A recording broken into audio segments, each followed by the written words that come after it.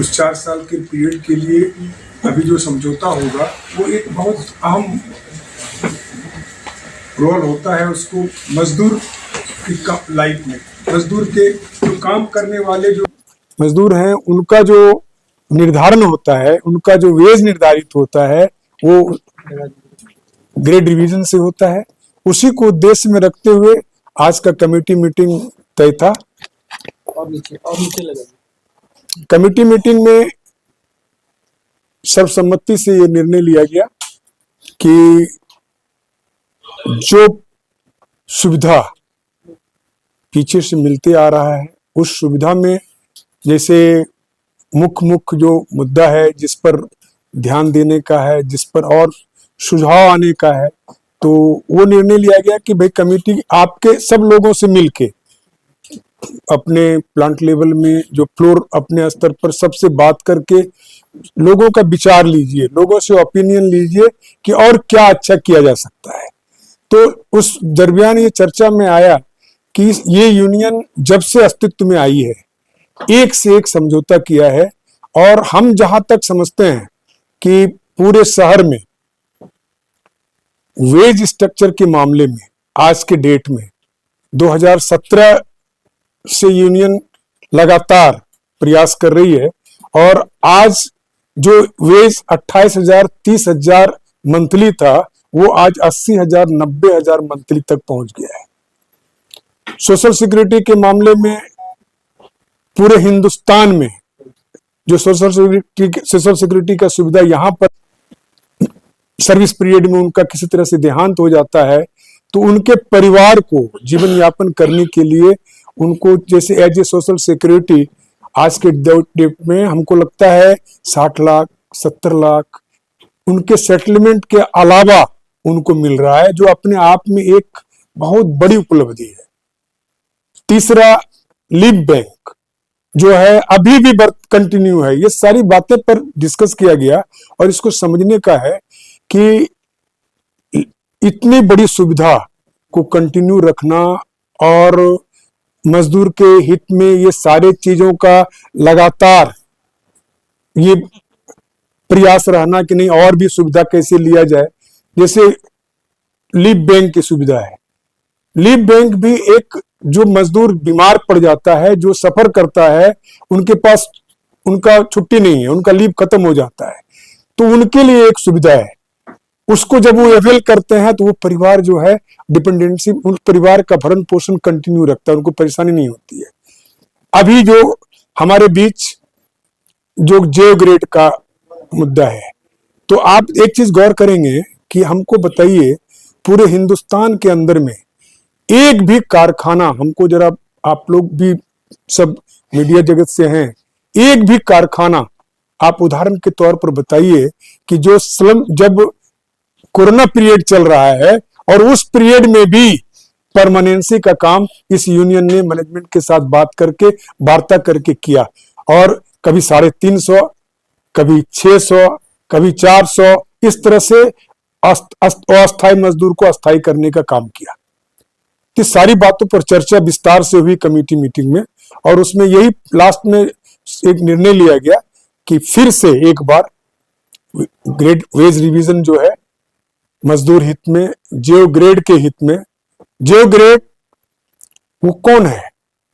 जियो grade हमारे employee का ward है और यकीन मानिए जियो ग्रेड आज अगर एम्प्लॉयमेंट में दिखता है, अपने सर्विस ये में दिखता है, तो उसमें यूनियन का बहुत बड़ा रोल है।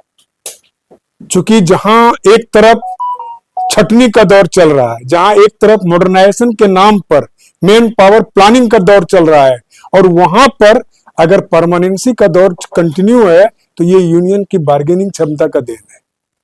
तो इसको इग्नोर नहीं करना चाहिए। ये शहर के लिए एक मिसाल है।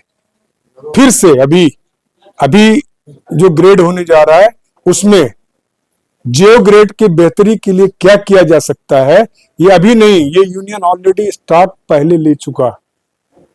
अभी जो समझौता हुआ, जिसमें परमानेंसी का समझौता हुआ, उसमें भी इसका बीजारोपण किया जा चुका है।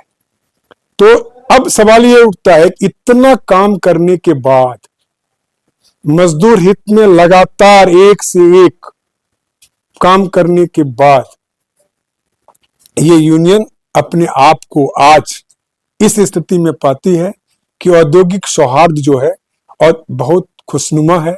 आज आप लोगों को भी एहसास होता होगा कि एक दौर था कि जब डेली एजिटेशन होता था, यहां तक कि यूनियन के पदाधिकारी 10 पदाधिकारी मिलके पूरे 23 पदाधिकारी को बाहर कर दिए यूनियन से।